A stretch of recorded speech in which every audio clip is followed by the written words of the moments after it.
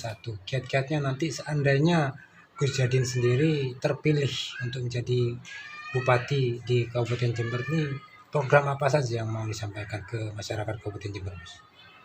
Ya, sementara nanti keinginan besar saya yang pertama untuk Jember ya. Yang pertama, semua kegiatan yang saya lakukan harus ada nyawanya, ibaratnya kayak gitu. Harus ada ruhnya. Jadi core kami memang dari sisi keagamaan ya, religius. Jadi semua kegiatan kami baik yang sifatnya umum atau apapun, jadi memang harus bernyawa lah, ada ruhnya yang sifatnya itu bagaimana kegiatan kita itu bernilai ibadah dan terhubung dengan Sang Pencipta, itu yang pertama. Terkait dengan program yang sifatnya secara lahiriah, saya menginginkan Jember itu akan kita majukan sektor perekonomiannya berbasis pembangunan di pedesaan. Itu yang saya inginkan.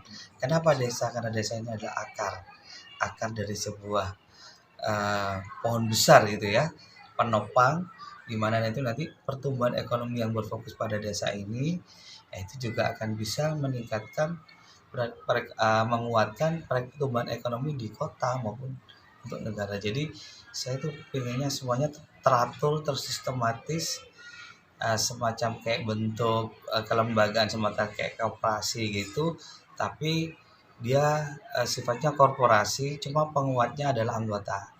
Jadi yang ingin saya bangun sesuai dengan geografisnya Jember, nanti terkait dengan sektor utama itu pastinya sektor pertanian, perkebunan, perikanan, kelautan.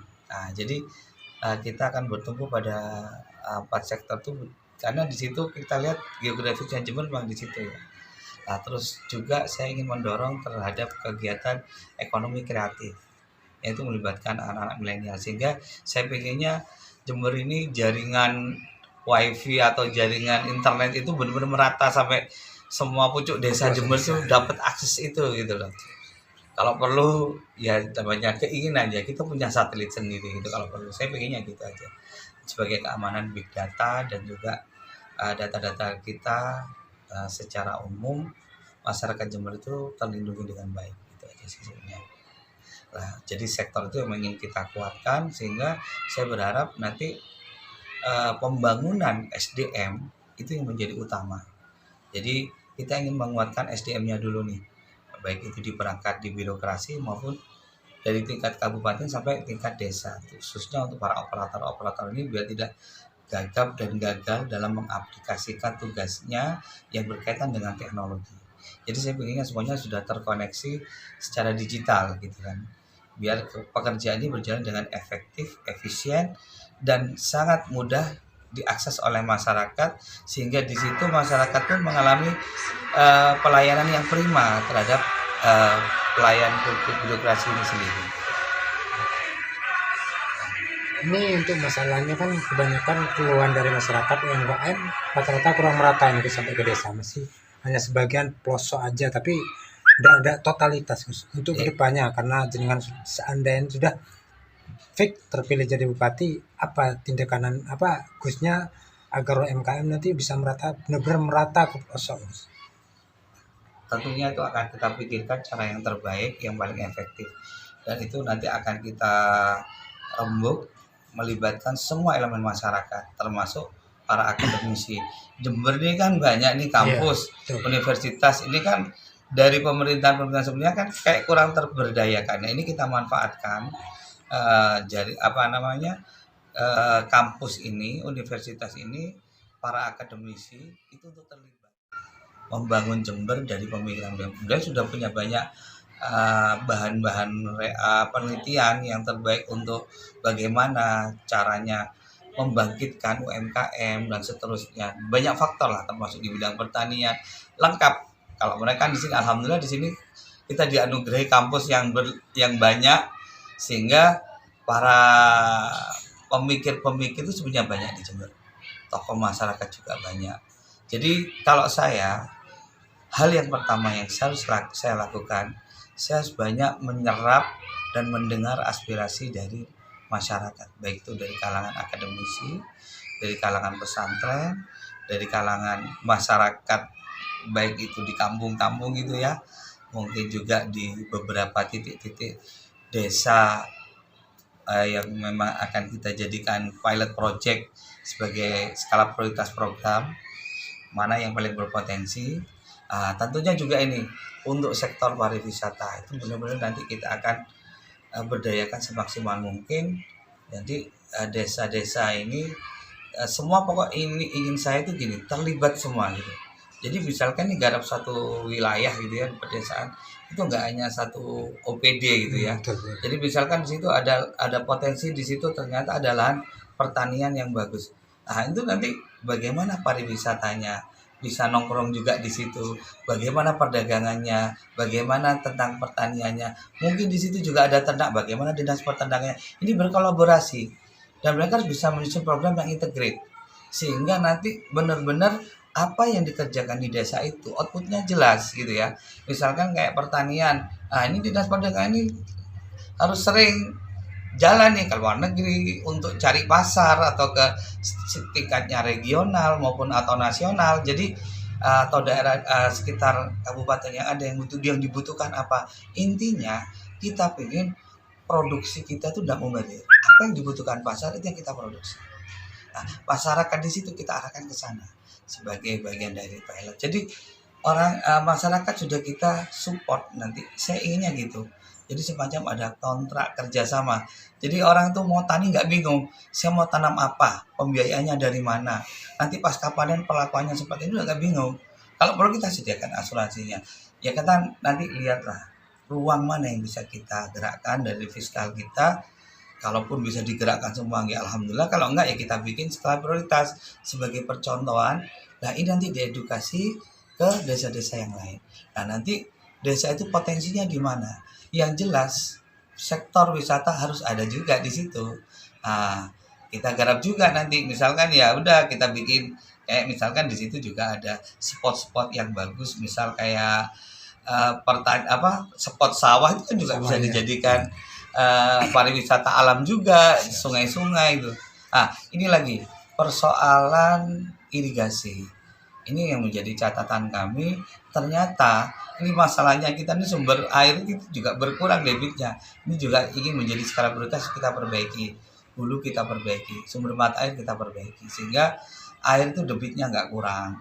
Termasuk saluran-saluran irigasi kita benar lagi, saluran tersier, sekunder. Nah, itu memang harus ada perawatan khusus sehingga kita udah nggak kesulitan dan tidak carut-marut masalah irigasi gitu kan. Sekarang saya lihat tuh kan kayaknya di desa itu kan masalah irigasi pun masih jadi persoalan ketika musim kemarau misal. Jadi misalkan aliran airnya di sawah di sini belokkan ke sini sampai itu beberapa tempat beberapa daerah terjadi bentrok kayak gitu. Ini bagaimana ini masalah ini kita urai dulu karena itu sektor yang nantinya akan kita prioritaskan terutama untuk ketahanan pangan. Jadi kita memang membangun sehingga kita bisa ketahanan pangan untuk daerah kita. Kalau beda swasembada, kalau perlu kita bisa memprediksi nih kita ciptakan lumbung-lumbung desa untuk minimal kebutuhan warga ini untuk pangan tidak sampai kekurangan. Kita jangkau dalam beberapa waktu gitu kan. Kalau misal kita upayakan semuanya akan terintegrate gitu.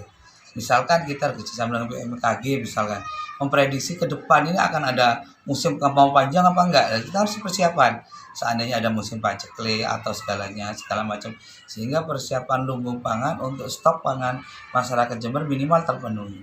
Nah nantinya kalau seandainya ada lebih baru kita jual keluar gitu kan. Nah, termasuk masalah kesehatan, pendidikan itu juga prioritas bagi kami terutama juga persoalan lansia ini harus benar-benar kita perhatikan karena lansia ini kan ibaratnya orang ini kan sudah menjelang mau kembali kepada Tuhan. Orang-orang ini harus mendapatkan perhatian khusus karena rata-rata secara sosial ini apalagi kalau anak-anaknya keluar negeri gitu ya jadi TKW ini orang-orang tuanya terlantar. Nah ini pemerintah harus hadir kepada beliau minimal para beliau-beliau ini kan di sisa akhir waktu ini tidak merasa terasing gitu, merasa beliau itu dihargai selaku manusia.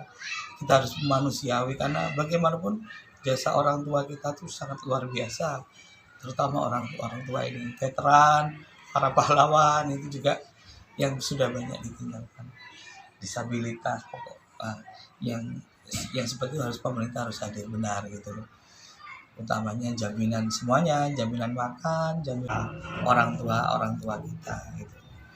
Mungkin beliau juga yang saya yakin doanya sangat didengar oleh Allah gitu, itu kita perhatikan, termasuk apa ya, banyak lah yang ingin saya eksekusi tadi. Kita nanti pastinya akan skala prioritas mana yang tepat yang kita harus dahulukan dulu. Intinya kalau ini cuma ingin apa yang kami rasakan, kebahagiaan lahir batin ini juga ingin saya tularkan kepada orang lain, khususnya masyarakat Jember. Ya itu sudah yang ingin saya yang ingin kita berikan lah terkait dengan program segala macam itu. Nanti ayo kita rembuk bareng gitu lah.